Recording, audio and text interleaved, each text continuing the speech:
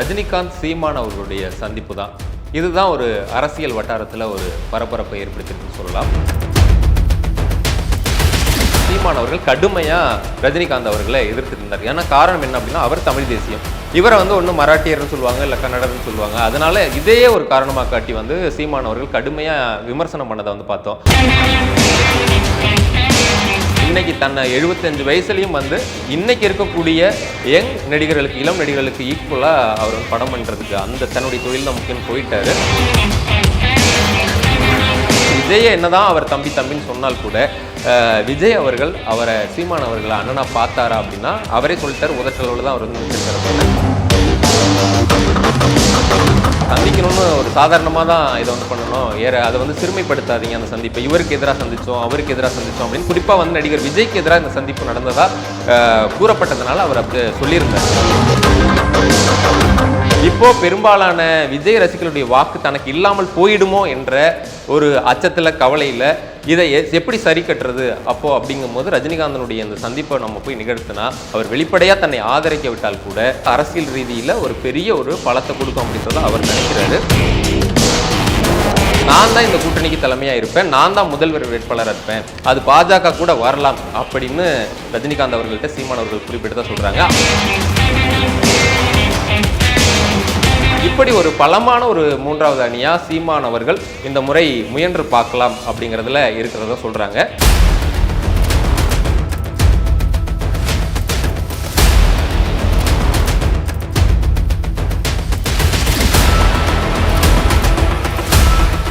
RR Tamil நேயர்களுக்கு வணக்கம். நான் உங்கள் இளையராஜா. இன்னைக்கு நாம எதை பத்தி பார்க்க போறோம் அப்படின்னா, கடந்த 4 தினங்களாகவே ஒரு பரபரப்பான ஒரு பேசு பொருளாக இருக்கிறது அப்படின்னா ரஜினிகாந்த் சீமான் அவர்களுடைய சந்திப்பு தான்.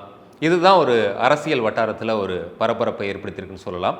இந்த சந்திப்பை பொறுத்த வரைக்கும் இது எந்த ரீதியில் இது நடந்திருக்கு அப்படின்றத விசாரித்த வரைக்கும் இது ஒரு சாதாரண சந்திப்பு தான் அப்படின்னு இருதரப்புமே சொல்கிறாங்க. இருந்தாலும் இதை தாண்டி இதில் இருக்கிறது அரசியல் ரீதியான ஒரு சந்திப்பு அப்படிங்கிறது தான் எல்லாருமே நினைக்கக்கூடிய ஒரு விஷயம். இந்த சந்திப்பு எதனுடைய பின்னணியில் எப்படி நடந்திருக்கு அப்படின்றத நம்ம கொஞ்சம் டீட்டெயிலாக பார்க்கலாம். முதல்ல சீமான் அவர்கள் நாம் தமிழர் கட்சி துவங்கும் போது அது ஒரு தமிழ் தேசிய கட்சியாக தான் அவர் துவங்குறாரு. குறிப்பாக சொல்லப்போனால் தமிழ் தேசியம் அப்படிங்கிறத தாண்டி அவர் திமுக காங்கிரஸ் எதிர்ப்பில் தான் அந்த கட்சியை கட்டமைக்கிறாரு. மெல்ல கட்சியை துவங்கின பிறகு வாக்கரசியலுக்குள்ளேயும் அந்த கட்சி இன்னைக்கு கிட்டத்தட்ட ஒரு கடந்த நாடாளுமன்ற தேர்தலில் அவங்க 8.2% கிட்ட வாங்கி ஒரு அங்கீகரிக்கப்பட்ட ஒரு கட்சியாகவும் சீமான் அவர்களுடைய நாம் தமிழர் கட்சி மாறி இருக்கு. இந்த சூழலில் தான் பல பரபரப்பான சம்பவங்கள் நடந்துகிட்டு இருக்கிறத பார்க்குறோம். ஏன்னா 2026 தமிழகத்தில் சட்டசபை தேர்தல் நெருங்கிட்டு இருக்கிற வேலையில் தான் பல செயல்கள் நம்ம பார்த்துட்டு இருக்கலாம். குறிப்பாக நடிகர் விஜய் அவர்களுடைய கட்சி துவங்கினது ஆரம்பித்து இப்போ விக்கிரவாண்டியில் அவருடைய மாநாடு நடைபெற்றது. இது எல்லாமே தமிழகத்தில் ஒரு தமிழக அரசியலில் ஒரு பரபரப்பை ஏற்படுத்திருக்குன்னு சொல்லலாம். இந்த சூழலில் விஜய் அவர்கள் கட்சி ஆரம்பிக்கிறதுக்கு முன்னாடி சீமான் அவர்கள் தன்னுடைய தம்பின்னு தான் சொல்லி பேசிக்கிட்டு இருந்தார். இன்னும் சொல்லப்போனால் அவர் மாநாடு நடத்தக்கூடிய நாள் வரைக்குமே அவர் அங்கே வச்சிருந்த கட் அவுட்ஸ்லாம் வச்சு கூட நிறைய விஷயங்கள் தன்னுடைய தம்பி விஜய் நான் பேசினதையெல்லாம் அவர் பண்ணிட்டு இருக்கார் அப்படின்ற மாதிரி ரொம்ப பாசிட்டிவாக விஜய் அவர்கள் தனக்கு ஏதுவாக தன்னுடைய அரசியலுக்கு ஏதுவாக தான் வருவார், தமிழ் தேசியத்தை தான் அவர் கொண்டு வருவார்ன்றதை நினச்சிட்டு இருந்தார் சீமான் அவர்கள். ஆனால் அன்னைக்கு மாநாட்டில் அவர் தமிழ் தேசியம் திராவிடமும் தனக்கு இரு கண்கள் மாதிரி அப்படின்னு அவர் சொன்னது அவருக்கு ஒரு பலத்தை ஏமாற்றத்தை கொடுத்தது. அது கடுமையான கோபத்தை சீமான் அவர்களுக்கு ஏற்படுத்தினதை பார்த்தோம். அப்போது விஜய் அவர்களோட அவர் கூட்டணி வைக்கிறதுல பிரச்சனை இருக்குது அப்படிங்கிறது அதில் தெரிஞ்சது. அன்றையிலிருந்து தம்பியாக இருந்தாலும் நான் கொள்கை அளவில் மாறுபட்டால் நான் எதிர்ப்பேன் அப்படின்னு சொல்லி விஜய் அவர்களுடைய எதிர்ப்பை கடுமையாக சீமான் அவர்கள் பண்ணிட்டு இருக்காங்க. இந்த சூழலை எடுத்து பார்த்தோம் அப்படின்னா 2016 ஜெயலலிதா அவர்களுடைய மறைவுக்கு பிறகு ஒரு தமிழக அரசியல் வெற்றிடம் ஏற்பட்டிருக்கு அப்படின்னு சொல்லப்பட்ட நேரத்தில் 2017 இறுதியில் நடிகர் ரஜினிகாந்த் அவர்களும் கட்சி துவங்கிறதா அறிவிச்சிருந்தார். 234 தொகுதிகளிலும் தனித்து போட்டியிடுவோம், ஆன்மீக அரசியல் தான் தன்னுடைய அரசியல் அப்படின்லாம் சொல்லியிருந்தார்.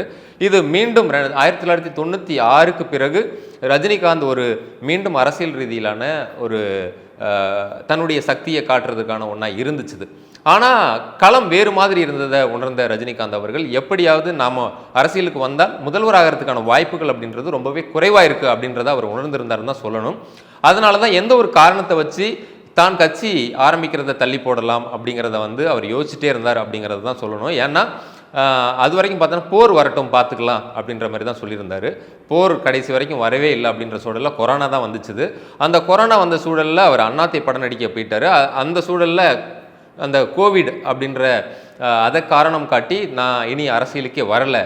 இன்னும் சொல்லப்போனால் 1996க்கு முன்னாடி ரஜினிகாந்த் அவர்களுடைய அரசியல் அப்படின்றது ஸ்டார்ட் ஆயிடுச்சு அப்படின்னு தான் சொல்லணும்.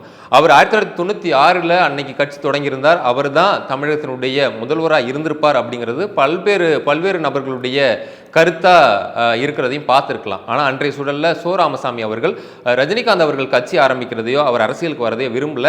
அது மட்டும் இல்லாமல் ரஜினிகாந்த் அவர்கள்ட்ட வந்து திமுக கூட்டணிக்கு ஆதரவு தெரிவிக்கணும்ன்ற அன்றைய காலகட்டத்தில் சோ ராமசாமி அவர்கள் செயல்பட்டதாகவும் அதனால தான் ரஜினிகாந்த் அவர்கள் அன்னைக்கு வந்து திமுக கூட்டணிக்கு வாய்ஸ் கொடுத்ததாகவும் நம்ம கடந்த காலத்தில் பார்த்துருப்போம். அதன் பிறகு ரஜினிகாந்த் அவர்கள் வந்து யாருடனே பெரிய பகையோ வச்சுக்கிட்டது அப்படின்னு தான் சொல்லணும். ஏன்னா அதற்கு பிறகு திமுக அதிமுக அனைத்து கட்சிகளோடு அவர் ரொம்பவே இணக்கமாக இருந்தார் அப்படின்னு தான் சொல்லணும். அதற்கு பிறகு வந்து ஜெயலலிதா அவர்கள் முதல்வராக 2001 பதவியேற்றதுக்கு பிறகு ஜெயலலிதா அவர்களுடைய நிகழ்ச்சியிலையும் அவர் வந்து கலந்துக்கிட்டார். தன்னுடைய மகள் திருமணத்திற்கும் வந்து ஜெயலலிதா அவர்களை அடைச்சதையும் பார்த்தோம். அதே போல் எப்போதுமே கலைஞர் கருணாநிதி அவர்களோட வந்து அவர் எப்போவுமே நட்புறவோடு தான் இருந்தார். அதே போல் டெல்லி எடுத்துக்கிட்டால் காங்கிரஸாக இருக்கட்டும், அது பாஜகவாக இருக்கட்டும், அவர் எல்லா கட்சிகளோடுமே அவர் வந்து நட்புறவோடு இருக்கிறது தான் பார்த்துட்டு இருந்தோம். இந்த சூழலில் 2016க்கு பிறகு தான் இங்கே ஒரு வெற்றிடம் ஏற்படும் அப்படின்ற சூழல் வந்தபோது கபாலி மாதிரியான திரைப்படங்கள், கபாலி, காலா இந்த திரைப்படங்கள் பண்ணுற காலகட்டத்தில் தான் அவர் மீண்டும் தன்னுடைய அரசியல் பிரவேசத்தை ஆரம்பித்தார் அப்படின்னு சொல்லலாம். அந்த சூழலில் தனக்கு இது ஒத்து வராது அப்படின்றத ஒத்துக்கிட்டவர் தான் நான் வேணா கட்சி ஆரம்பிக்கிறேன், ஆனால் முதல்வர் வேட்பாளர் நானாக இருக்க மாட்டேன் அப்படின்லாம் கொஞ்சம் முன்னுக்கு பின் முரணா அவர் கொஞ்சம் கொஞ்சமாக அந்த அரசியலிருந்து விலகுறாரோ அப்படிங்கிறத பார்த்தோம். அது குறிப்பிட்ட ஒரு காலகட்டத்தில் கண்டிப்பாக அந்த கோவிட் வரும்போது அவர் வரலை அப்படின்றத சொல்லிட்டு போயிட்டார். இந்த தருணத்தில் வந்து அவர் கட்சி ஆரம்பிக்கக்கூடிய சூழலில் சீமான் அவர்கள் கடுமையாக ரஜினிகாந்த் அவர்களை எதிர்த்துட்டு இருந்தார். ஏன்னா காரணம் என்ன அப்படின்னா அவர் தமிழ் தேசியம், இவரை வந்து ஒன்று மராட்டியர்னு சொல்லுவாங்க, இல்லை கன்னடர்னு சொல்லுவாங்க. அதனால இதையே ஒரு காரணமாக காட்டி வந்து சீமான் அவர்கள் கடுமையாக விமர்சனம் பண்ணதை வந்து பார்த்தோம். அவருக்கு வந்து இங்கே கதிராமங்கலம் எங்கே இருக்குன்னு தெரியுமா, கச்சத்தீவை வந்து அவர் வந்தால் மீட்பாரா இல்லை கொடுப்பாரா, இந்த மாதிரியான கேள்விகளை எல்லாம் வந்து விமர்சனங்களை அவர் வந்து வச்சுக்கிட்டு இருந்தார். வெற்றிடம் இருக்குது அப்படின்னும் சுடுகாட்டில் கூட தான் வெற்றிடம் இருக்குது, இந்த மாதிரி ரொம்ப கடுமையான விமர்சனங்களை சீமான் அவர்கள் கடந்த காலத்தில் வச்சுட்டு இருந்தார். ஆனால் ரஜினிகாந்த் அவர்கள் கட்சி துவங்க போறதாகவும் 234 தொகுதியிலையும் நாம தனிச்சு தான் நிற்க போறோம் அப்படின்னு சொன்ன போது அவர் சில குறிப்பிட்டு சொன்ன பெயர்களில் சீமான் அவர்களுடைய பெயரையும் குறிப்பிட்டு பேசினதையும் பார்த்தோம். அவர் யாரையுமே வந்து மனசு நோகும்படி பேசலை, எல்லாருமே ஒரு பாசிட்டிவாக தன்னுடைய அரசியல் ரீதியாக இருக்கக்கூடிய அது எதிரிகளாக இருந்தாலும் சரி, நட்பாக இருக்கக்கூடிய சக்திகளாக இருந்தாலும் சரி, அவர் அந்த மாதிரி தான் பேசிக்கிட்டு இருந்தார். இந்த சூழலில் அவர் அரசியலுக்கு வரல அப்படின்னு வந்த பிறகு தொடர்ச்சியாக இன்னும் சொல்ல போனால் இன்றைய காலகட்டத்தில் சிவகார்த்திகேயன், தனுஷ் இந்த ஜென்ரேஷனில் இந்த நடிகர்கள் எப்படி நடிச்சிட்டு இருக்காங்களோ அவங்களுக்கு போட்டியாக நடிகர் ரஜினிகாந்த் அவர்களும் படம் நடிச்சிட்டு இருக்காரு அப்படின்றதான் பார்க்கணும்.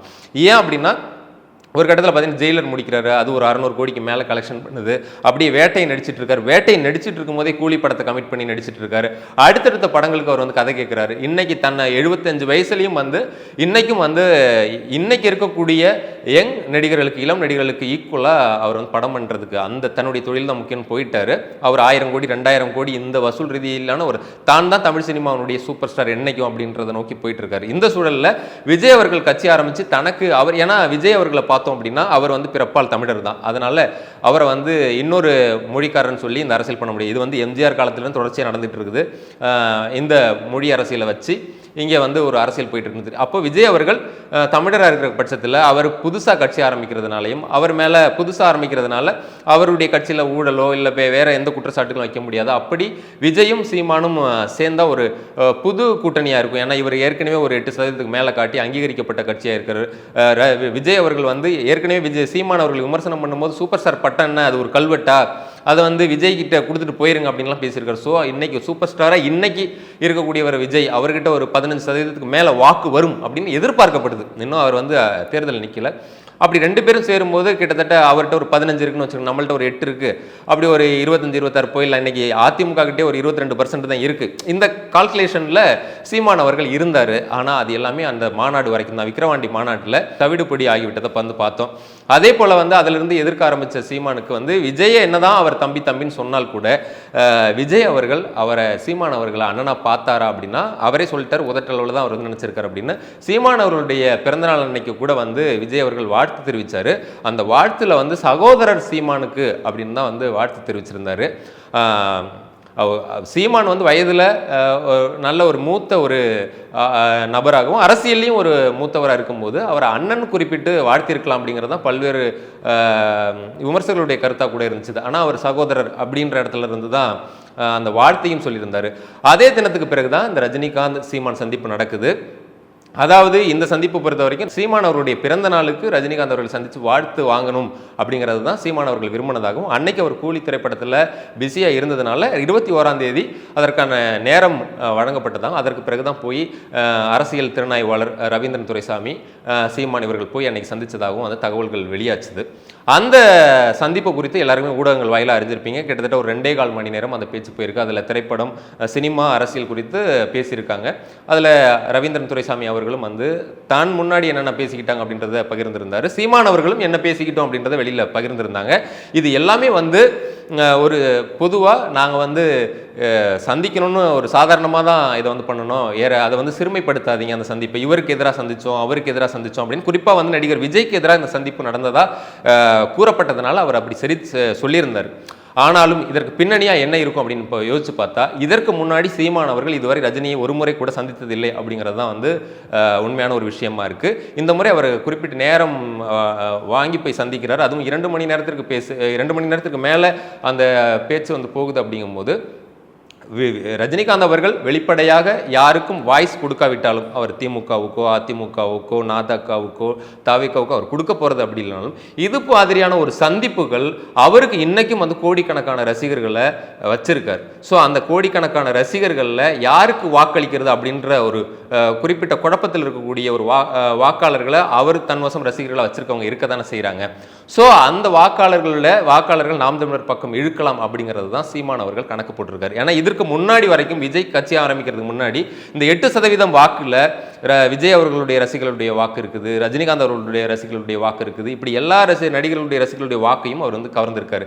இப்போ பெரும்பாலான விஜய் ரசிகர்களுடைய வாக்கு தனக்கு இல்லாமல் போயிடுமோ என்ற ஒரு அச்சத்தில் கவலையில் இதை எப்படி சரி கட்டுறது அப்போ அப்படிங்கும் போது ரஜினிகாந்தனுடைய இந்த சந்திப்பை நம்ம போய் நிகழ்த்தினா அவர் வெளிப்படையாக தன்னை ஆதரிக்க விட்டால் கூட ஒரு அரசியல் அரங்கில் இது ஒரு வேற மாதிரியான ஒரு இமேஜை கிரியேட் பண்ணும். அது தனக்கு ஒரு பலமா, ஏன்னா இப்போ நாதகாவில் உட்கட்சி பூசலும் குழப்பமும் நிறைய போயிட்டு இருக்கிற நேரத்தில் இது ஒரு பெரிய ப்ளஸ்ஸாக இருக்குன்னு நினச்சி தான் போய் சந்திச்சிருக்காரு.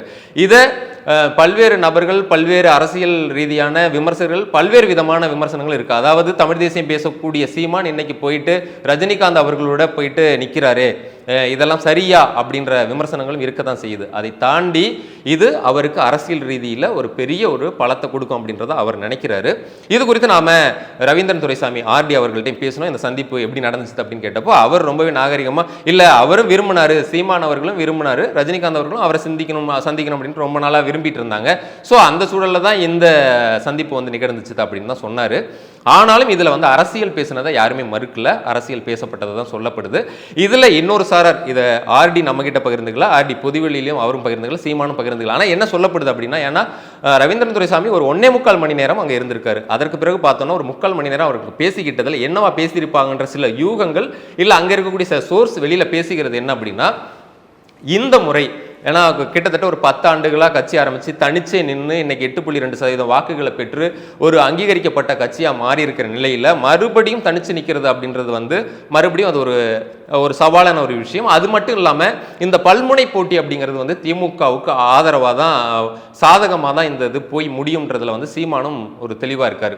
அதனால இவர் தமிழ் தேசியம் பேசி கட்டமைச்சதில் குறிப்பாக திமுக காங்கிரஸ் எதிர்ப்பு தான் இவர்கிட்ட இருக்கிறதுனால மறுபடியும் 5 ஆண்டுகள் திமுக ஆட்சியில் உட்கார்ந்தா மறுபடியும் திமுகவுக்கு எதிராக இருக்கக்கூடிய எல்லா கட்சிகளாக இருக்கட்டும் அந்த திமுக எதிர்ப்பு அரசியல்ன்றது டைலூட் ஆகிடும். அதனால இந்த முறை எப்படியாவது திமுகவை வீழ்த்தி ஆக வேண்டும் அப்படிங்கிறதுனால இந்த முறை நான் கூட்டணிக்கு உடன்படுகிறேன். ஆனால் அந்த கூட்டணி ஏன் தலைமையில் இருக்கணும், எப்படி விஜய் அவர்கள் என்னை ஏற்றுக்கிட்டு சில பேர் வரலாம் இல்லையா அப்படின்னு சொன்னது போல நான் தான் இந்த கூட்டணிக்கு தலைமையாக இருப்பேன், நான் தான் முதல்வர் வேட்பாளராக இருப்பேன், அது பாஜக கூட வரலாம் அப்படின்னு ரஜினிகாந்த் அவர்கள்ட்ட சீமான் அவர்கள் குறிப்பிட்டு தான் சொல்கிறாங்க. அப்படி பாஜக தன்னை முதல்வர் வேட்பாளராக அறிவிக்கிறதுக்கு நீங்க உதவணும் அப்படின்ற கோரிக்கையை சீமான் அவர்கள் தனியா ரஜினி கிட்ட சொன்னதாகவும் சொல்றாங்க. இது எந்த அளவுக்கு உண்மைன்னு தெரியல. அப்படி சொல்லும்போது ரஜினி அவர்கள் அதற்கு இப்போது நம்ம எதுவும் சொல்ல முடியாது, கழுவுற மீன் நடுவுற மீன் மாதிரி தான் ரஜினிகாந்த் அவர்கள் அதுக்கு பதிலளிச்சதாகவும் சொல்லப்படுது. இதுவரைக்கும் நம்ம 96க்கு பிறகு பார்த்தோம் அப்படின்னா 2004 நாடாளுமன்ற தேர்தலில் ரஜினிகாந்த் அவர்கள் ஒரு அரசியல் ரீதியாக ஒரு குரல் கொடுத்திருந்தாங்க. அது என்ன அப்படின்னா, பாமக நிற்கக்கூடிய தொகுதிகளில் மட்டும் நம்ம ரசிகர்கள் பாமகவுக்கு வாக்களிக்க வேண்டாம், மற்றபடி நீங்க எந்த கட்சிக்கு வேணா வாக்களிக்கலாம், அப்படி ஒரு குழப்பமான ஒரு ஸ்டேட்மெண்ட் தான் கொடுத்திருந்தாங்க. அதற்கு பிறகு பார்த்தோம்னா அவர் அரசியல் ரீதியாக எங்கேயும் ஒரு ஸ்டேட்மெண்ட்டை இதுவரைக்கும் எந்த தேர்தலையும் கொடுக்கல. இந்த 2026 சட்டமன்ற தேர்தலையும் அவருக்கு அடுத்தடுத்து படங்கள் இருக்கிறதுனாலையும் தான் எந்த ஒரு அரசியல் கட்சிக்கும் பகையா இல்லாமல் எல்லாருக்கும் நட்பா இருக்கிறதுனாலையும் அவர் சீமானுக்கு ஆதரவான ஒரு நிலைப்பாடு எடுப்பார் அப்படிங்கறது வந்து யாரும் எதிர்பார்க்கல. இதை சீமானும் எதிர்பார்க்கல. ஆனா முடிஞ்ச அளவுக்கு இந்த உதவியை செய்ய முடியுமான்னு கேட்டதா சொல்லப்படுது. ஒருவேளை அப்படி ஒரு கூட்டணி அமையும் பட்சத்தில் விஜய் கூட்டணிக்கு ரெடி அப்படின்னு சொல்லியிருக்க நேரத்தில் திருமாவளவன் தரப்புல இருந்து இன்னும் விசிகாவோ இல்லை கம்யூனிஸ்டுகளோ இடதுசாரி அமைப்புகளோ அந்த கூட்டணிக்கு போற மாதிரி தெரியல. அதிமுகவும் விஜய் கூட கூட்டணி வைக்கிறத விரும்பல அப்படிங்கறத வந்து வெளிப்படையா சொல்லிட்டு இருக்காங்க. அதனால விஜய் கிட்டத்தட்ட ஒரு தனித்து விடப்பட்ட ஒரு சூழல்ல தான் தெரியுது. இந்த ஒரு சூழல்ல நாம் தமிழர் தலைமையில் ஒரு மக்கள் நல கூட்டணி ஏற்கனவே அமைஞ்சது போல, 1996 பார்த்தீங்கன்னா மதிமுக ஒரு 3வது அணியா களம் கண்டது போல, இப்படி ஒரு பலமான ஒரு 3வது அணியா சீமான் அவர்கள் இந்த முறை முயன்று பார்க்கலாம் அப்படிங்கிறதுல இருக்கிறதா சொல்றாங்க. எந்த வகையில் பார்த்தாலும் இந்த சந்திப்பு சீமான் அவர்களுக்கு கொஞ்சம் இந்த மாதிரியான சூழலில் உட்கட்சி இப்போ கோவை மாவட்டத்தில் எல்லாம் அந்த கட்சியிலிருந்து சிலர் வந்து போட்டி நாம் தமிழர்லாம் ஆரம்பிக்கிறத கூட சொல்றாங்க இல்லையா. இந்த மாதிரியான சூழலில் ரஜினிகாந்த் அவர்களை சந்திச்சது சீமான் அவர்களுக்கு பெரிய பலமா இருக்குன்னு தான் சொல்லப்படுது. அதே சமயம் வந்து நம்ம ஆர்டி அவர்கள்ட்ட பேசினப்போ அவர் சொன்னது, இது ரஜினிகாந்த் அவர்களுக்கும் நம்ம வந்து நான் ஒரு ப்ரோ ரஜினிகாந்த் தான் அதை வந்து பண்ணினேன், நீங்க எப்படி பாக்குறீங்கன்ற போல தான் நம்மள்ட்ட சொல்லியிருந்தாரு. அந்த வகையில் அவர் என்னன்னா இன்னமும் ரஜினிகாந்த் அவர்கள் ஒரு கிங் மேக்கரா தமிழகத்தில், இன்னும் இந்திய அரசியலில் தமிழகத்தில் வந்து ரஜினிகாந்த் அவர்கள் கிங் மேக்கரா இருக்காரு அப்படிங்கிறத வந்து தெரிவிச்சிருந்தாரு. அவர் கர்நாடகாவில் எப்படி ராஜ்குமார் இருந்தாரோ அது போல இன்னைக்கு பலராலும் விரும்பக்கூடிய இந்த பக்கம் முதல்வர் மு.க. ஸ்டாலினா இருக்கட்டும், இல்லை வந்து மத்தியில் எடுத்துட்ட பாஜக இருக்கலாம், இல்லை காங்கிரஸ் தலைவர்கள் எல்லாருமே விரும்பக்கூடிய ஒரு நபராக இருக்கிற பட்சத்தில் அவர் இன்னமும் கிங் மேக்கரா தான் ரஜினிகாந்த் இருக்கிறாரு. கடந்த காலங்களில் கடுமையான விமர்சனத்தை வச்சு சீமான் கூட இன்னைக்கு போய் சந்திச்சது அப்படிங்கிறது ரஜினிகாந்துக்கு அது மிகுந்த அந்த இமேஜை இன்னும் ஏற்றி இருக்கு அப்படின்ற வகையில் தான் சொல்றாரு. ஸோ இது ரஜினிகாந்த் அவர்களுக்கும் பெரிய ஒரு பிளஸ்ஸாக இருக்கு. ஏன்னா இந்த பக்கம் நம்ம பார்த்தோம் அப்படின்னா சூப்பர் ஸ்டார் என்ற பனிப்போர் இன்னும் விஜயா ரஜினிகாந்த் அந்த காக்கா கழுகு கதை இன்னமும் பனிப்போர் வந்து போயிட்டு இருக்கிறத வந்து பார்க்கலாம். ஸோ அடுத்தடுத்து இப்போ இன்னும் ஒரு படம் தான் விஜய் அவர்கள் சொல்லியிருக்காங்க, இன்னும் ரஜினிகாந்த் அவர்களுக்கு கூலி இருக்கு. ஸோ அது தன்னுடைய சினிமா வசூலுக்கும் அது வந்து ஒரு பக்கம் பலமாக இருக்குன்னு ரஜினிகாந்த் அவர்களோட நினைச்சிருக்கலாம் அப்படிங்கிறதும் வெளியில பேசிக்கிறாங்க. ஸோ இந்த சீமான் ரஜினிகாந்த் சந்திப்பு குறித்து நீங்க என்ன நினைக்கிறீங்க? இது அரசியல் ரீதியாக எந்த மாதிரியான ஒரு தாக்கத்தை ஏற்படுத்தும் அப்படிங்கிறத நீங்க தெரிவிக்கலாம். அதே போல் ரஜினிகாந்த் அவர்கள் சீமானை சந்திச்சு பேசினது சினிமா ரீதியாக ரஜினிகாந்த் அவர்களுக்கு என்ன மாதிரியான பாதிப்புகளை இல்லை வந்து அவருக்கு ஒரு சாதகமான ஒரு இதை வந்து ஏற்படுத்தும் அப்படிங்கிறத நீங்க என்ன நினைக்கிறேன் அப்படிங்கிறத வந்து நீங்க கமெண்ட்ஸ்ல தெரிவிக்கலாம்.